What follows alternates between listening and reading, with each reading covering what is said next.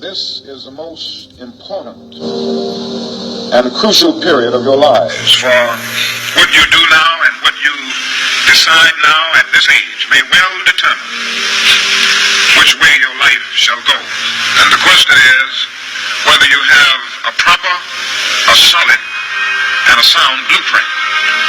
And I want to suggest some of the things that should be in your life's blueprint. Number one, in your life's blueprint should be a deep belief in your own dignity, your own worth, and your own somebodyness. Don't allow anybody to make you feel that you are nobody. Always feel that you count. Always feel that you have worth. And always feel that your life has ultimate significance. Secondly, in your life's blueprint, you must have, as a basic principle, the determination to achieve excellence in your various fields of endeavor. You're going to be deciding as the days and the years unfold what you will do in life, what your life's work will be. As you all know, the officer is Dr. Academy aims to educate, inspire, and empower young men to reach their full potential. I have been involved with this organization because I love the work that they do. I have an 8-year-old son, and as you know, there are so many challenges that Black boys face. And so it's nice to see men who are invested and wanting to really be there, because as you know, one of the number one resilience factors for a young person experiencing challenges is having a loving, caring adult in their life.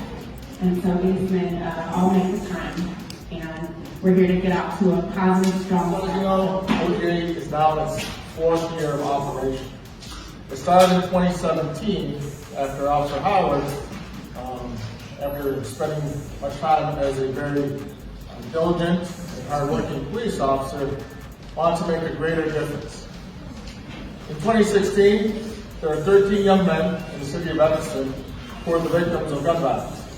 All 13 were young Black men. Officer Howard's work on the street, while effective, he felt to be further enhanced by doing more than just his patrol on the street. So he decided to begin this program where he would reach out and mentor versus just enforce. He started on this journey with 2 key individuals, Principal Harris and Brian Harris from District 65. So the program started at Nickel School with 12 young men. And it was a small program, and those 3 gentlemen did all of that work. The following year, Officer Howard said we can do a little bit more. So he decided to expand from Nickel School to the 4 District 65 schools in Evanston. By doing so, he was able to have a greater reach into the neighborhoods, into the communities that he served. With the mentoring, these young men you see here started to build a relationship with us, not as police officers, but as men who cared for them, cared about their lives, cared about their future. The mentoring was sometimes very fun, very engaging. They had trips to the way of zip lining, paintball, car show. But sometimes it was difficult because Officer Howard was going to challenge these young men to be the best they could be. So he wasn't just going to say, hey, I'm your mentor, do what you want. He said, hey, I'm going to place standards and expectations on you, but I'm going to help you reach those standards and expectations. And he was able to do that with the expansion of the program and the community support that you see here today. So from one small program that started in one school, we've now expanded to all 5 schools in District 65. You see Detective Fineface, Officer Jason Ellison, Detective Miller still with the program since the very beginning. So, and our fairy godmothers, and Karli, Natalie, individuals have played a great part, and too many other individuals that I can't even begin to name because I'll start to forget. We've also expanded into the high school. That expansion was not necessarily planned. It's because young men entering the high school out of middle school asked if they could come back into the program. All right. And there's no way we could say no. Dr. King served with passion and purpose. We as agents of change strive to serve with the same passion and purpose as Dr. King, but oftentimes fall short. Life has so many uncertainties and variables that remind us that mistakes are inevitable. Fortunately, there are lessons we can learn from making mistakes. It can deepen our knowledge. It can teach us the value of forgiveness. And it can remind us of our humanity. Dr. King was and remains a figure of love, wisdom, and courage. As he profoundly stated, our lives begin to end the day we become silent about things that matter. He fully lived and demonstrated that the only way we can reach the mountaintop of true humanity and love for one another is by envisioning and insisting upon it. I've witnessed our young men continuously demonstrate qualities that Dr. King will be proud of, such as teaching one another, protecting each other, and working through challenging obstacles, all maintaining their brotherly bond. We are only 8 days into the new year, and we are proud to acknowledge a few of their accomplishments. Starting with Darion Coleman and Trey Wright, who were recently recognized by the African American Youth Achievement Program and will be honored during Black History Month. And Michael Burrell, who has maintained a 4.0 GPA since he was in high school. And will attend Harvard University with his debate team for a competition next month.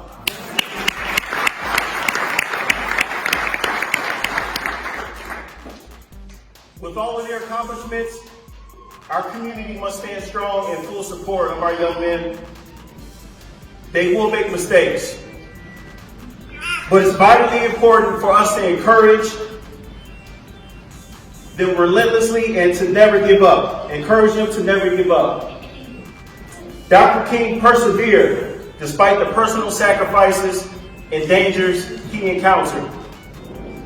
And we must teach our young men to do the same. It is my hope that this community will join us in revitalizing love, wisdom, and courage as Dr. King did. Thank you. I challenged OGA, and I had a conversation with Allan about some kids that I know that none of us want to deal with. But those kids need to be pushed to this level of self-actualization. And I'm challenging you guys in public to do that. What they're doing is a great job, but I know many boys that are really, they're criminal. Yes. They're criminal, and they need to be uplifted as well. OGA is a wonderful program. I have not seen anything like it. I wish this could be pushed to the south suburbs. This could really be a national model on how to bring these young boys up. And what is great about this is the citizen and public support that we get for this program. Yeah. Funding is always an issue with these programs coming from a government perspective. So I want to keep that strong, and I want to keep you all engaged in pushing these kids toward away from the pipeline to prison. Indeed. My focus today is simply the power of mentors, vulnerability, and character development. The goal today is just to acknowledge a few things about society that some of you have been wondering about, some things about yourself, some things about our community, and I want to model publicly some things that you can start working on immediately to push yourself to get on the path towards your dreams.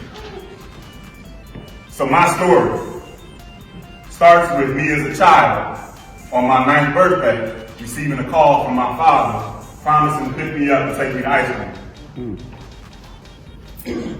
Since I was the second oldest of my mother's and father's 5 children, I felt like I should have seen the writing on the wall. But I didn't, because nobody could tell me about my dad. He failed my older brother Gil a few times, but somehow I thought this time it would be different for me, because I wasn't asking for much. I just wanted ice cream. But I was mistaken, just as the rest of my siblings were. My father was the first person to ever break my heart. And I will never forget that call on my birthday when he promised to pick me up. He never came.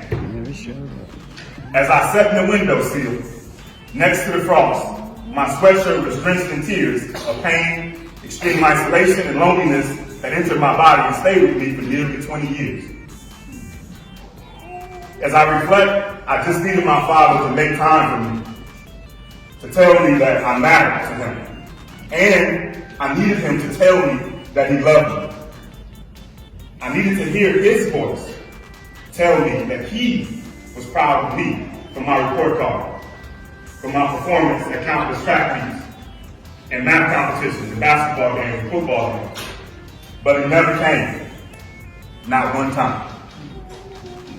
The dysfunction that I was a part of caused me to express myself as a teenager through fighting, not trying my best in games and competitions, and I became fearful of showing people who I really was because I worried that they would let me down and leave me just like my dad.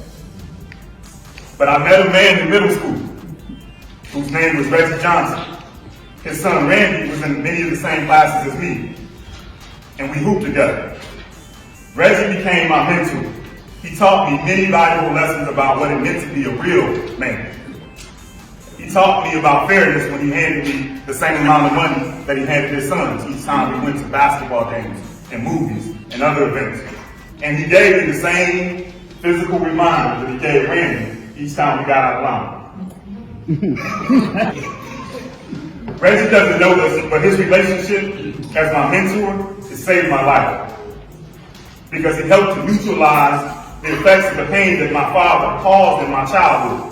That relationship simply gave me hope. It literally took me from a fragile kid who peed in the bed because I was afraid of the mice and roaches in my family's project apartment, to the first graduate of college in my family with a 4-year degree, a master's degree, and a doctorate.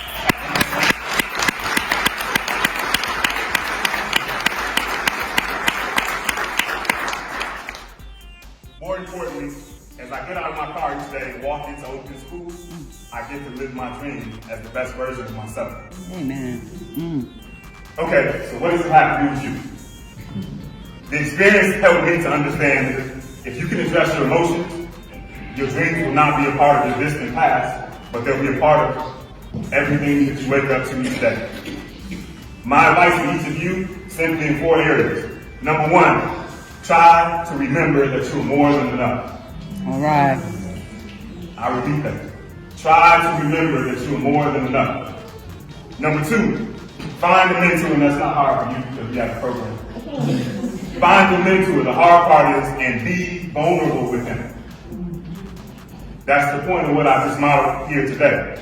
I'm not telling you my story because I want people to feel sympathy, but I need you to understand the power that lies in the emotions that radiate in your body. You cannot hold what you experienced inside and expect to accomplish your dreams and your goals. You have to let it out. And your mentors will be able to help you make sense of the complicated world in a way that will allow you to make your dreams real. So, number 3, find your dream. Yes. Now let me clarify. Find your own dream. You have Find your own dream. dream. So many people are watching people like Zion Williams, Joe Burrow, and John Moran on TV live their dreams. But we're making a mistake to think that that's the same dream as our own. Now, I don't mean to say that nobody can make it to the league sitting here today, because you probably can't. But I'm saying that you can create your own league if you know the gifts that radiate in your body that you can have and make sense of. So, number 4 is live your dream. Not with pride and dignity, but with dignity and integrity. Treat people with respect all the time, even those people who don't seem to deserve it. In closing, I would like to leave you with this. My journey through playing football in elementary school, high school, and college helped me to understand that while our physical skills can give us the ability to entertain a stadium full of people, it is our emotions and talents and character that allow us to empower the masses. We have to stop seeing what we lack and start focusing on the power of the journey that our story gives each of us. It is my duty to use my voice to inspire people who come from places like me. I need you to know that while there is a world out here that's counting on you to fail, there is a community that traces back generations and resides in this room that's expecting for you to accomplish greatness.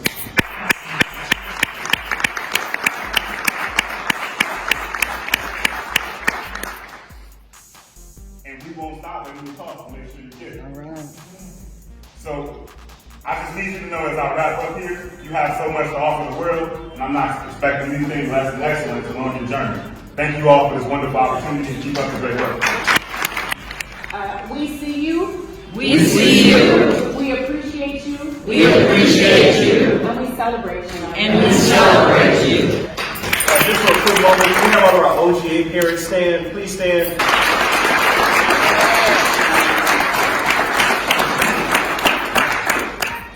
As I was asked to share today and have contemplated it heavily, looking at it through the filter and the lens of the contributions of the late, great Reverend Dr. Martin Luther King Jr., I actually found inspiration in the most unlikely of ways.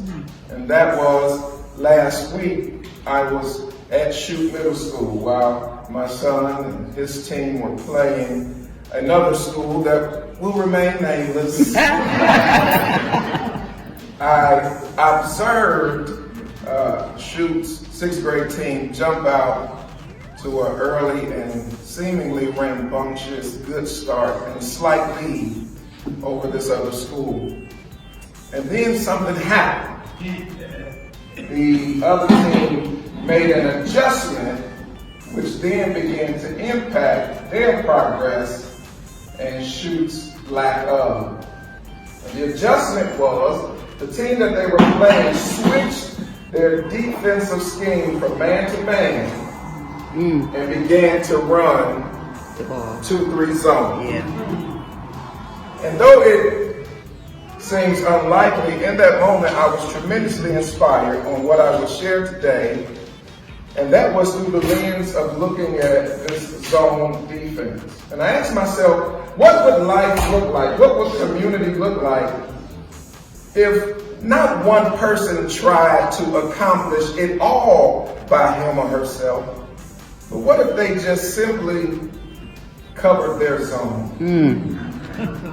So today, I want to share with you all about covering your zone.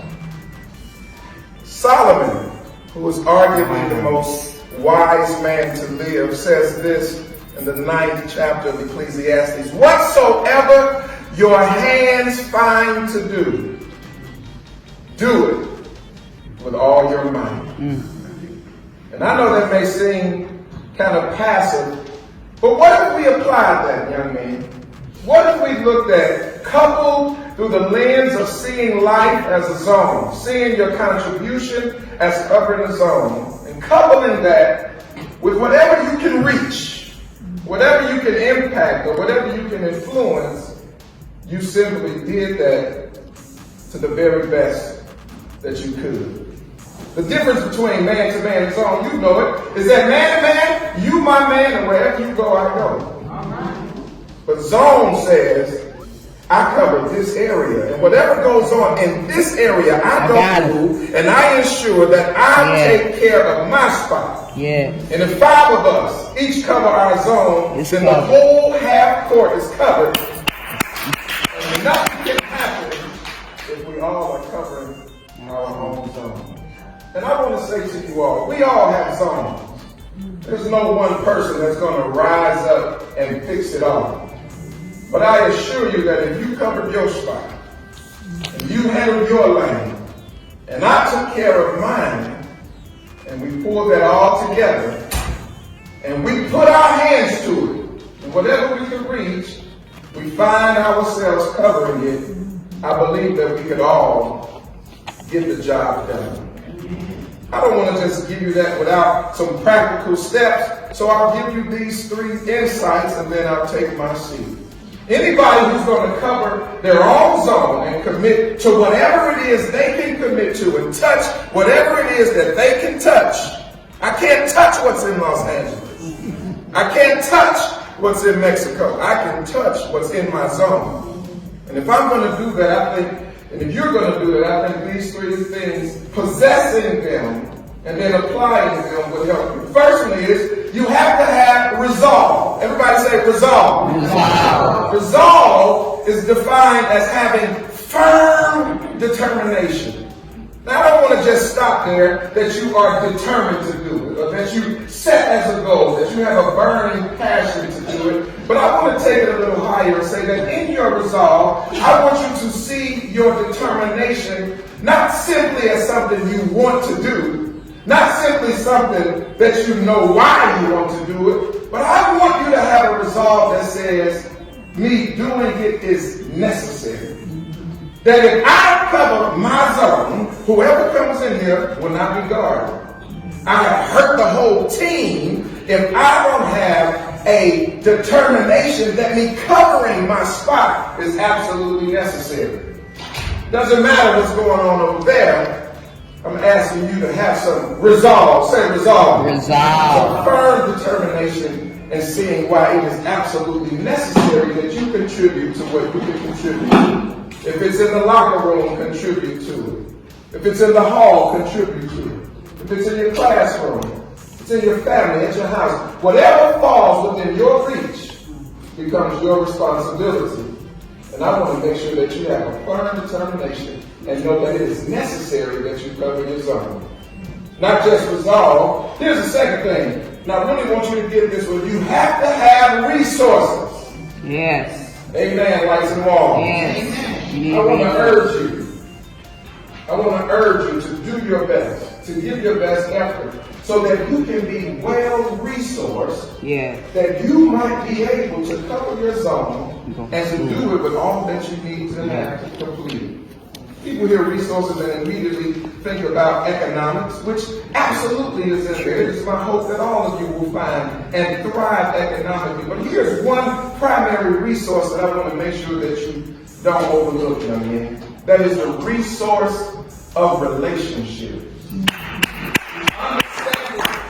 That nobody can accomplish anything great by themselves. Say it. I'll even go higher and say it's going to require relationships with people you don't like sometimes. Come on now. Who are not like you. Bishop T.D. Jakes says, if we surround ourselves with only people who are like us, it's only a matter of time before we start competing. Okay. So you need the resource of relationships, of people who know things you don't know, who can access things that you can't access. And that resource becomes your resource, and you can more adequately cover your zone. Well, I've bored you long enough, so let's begin to close. Let's review. You're going to cover your zone. You first need to have resolve. Everyone say resolve. Resolve. You're going to cover your zone. You secondly need to possess resources. Somebody say resources. Here's the third one. You're going to cover your zone, young men. You have to possess resilience. Yes. Merriam-Webster defines resilience as being able to recover or adjust to misfortune or change. You will cry. Your feelings will get hurt. People will mistreat you. People will try to block or stop you. That's not the issue. The issue is, do you possess the resilience to be able to have opposition, to hit bumps in the road, to sometimes not have everything you think you need, and still keep pressing to get the job done? Don't settle for excuses. Don't matter who don't like. Don't matter what they try. You have to ensure that you can adjust or bounce back from misfortune or changes or negative circumstances and continue to press forward and get the job done. Since it's Dr. King weekend, I want to leave you with this. If you cannot fly, run.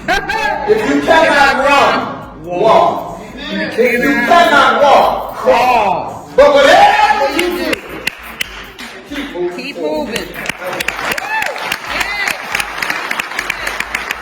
As I say these words, I want you gentlemen to repeat after me. I. Say your name. Pledge to always maintain a positive attitude. I pledge to make good, sound decisions. I pledge to be serious about my education